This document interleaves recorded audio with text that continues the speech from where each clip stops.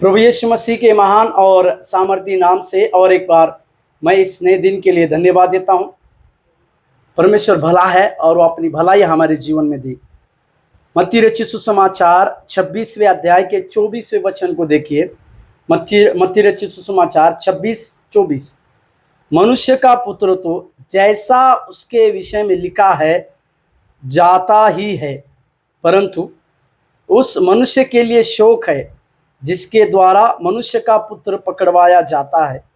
यदि उस मनुष्य का जन्म ही न होता तो उसके लिए भला होता।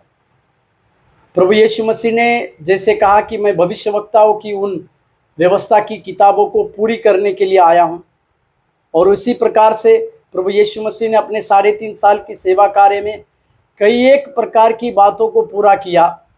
कई एक प्रकार की जो कार्य करने के लिए पिता ने उन्हें भेजा था, उन सारी बातों को किया। यहाँ तक कि वो आज्ञाकारिता का जीवन को जिए और उन्होंने जो कुछ कार्य किया, यहाँ तक कि क्रूस की मृत्यु तक वे आज्ञाकारी रहे। परंतु प्रभु यीशु मसीह ने यहूदा इस्करियोत के विश्वासघात के विषय में यहाँ पर बात किया। यीशु मसीह एक तरफ अपने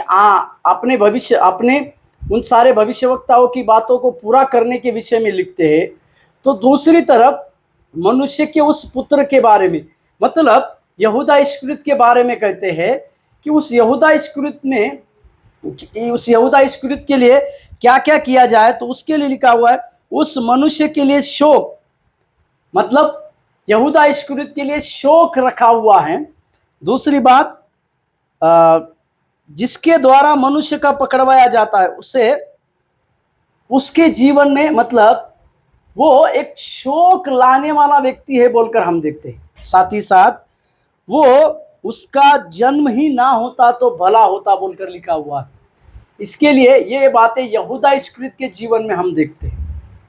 यीशु मसीह ने इस प्रकार से कहा कि जो मनुष्य के पुत्र को पकड़वाया जाता है उसका जन्म ही ना हो, तो ये कितनी अच्छी बात है। इसके लिए उसे शोक की बातों में डाला जाता है, और उसका जन्म ही ना हुआ होता तो अच्छी बात है, इस विषय में भी कहते हैं। और साथ ही साथ उसके लिए शोक रखा गया है। मेरे प्यारो, यहूदा इस्करियोत के लिए एक 3 प्रकार की कठोर बातें वहां पर पवित्र शास्त्र में लिखी गई है।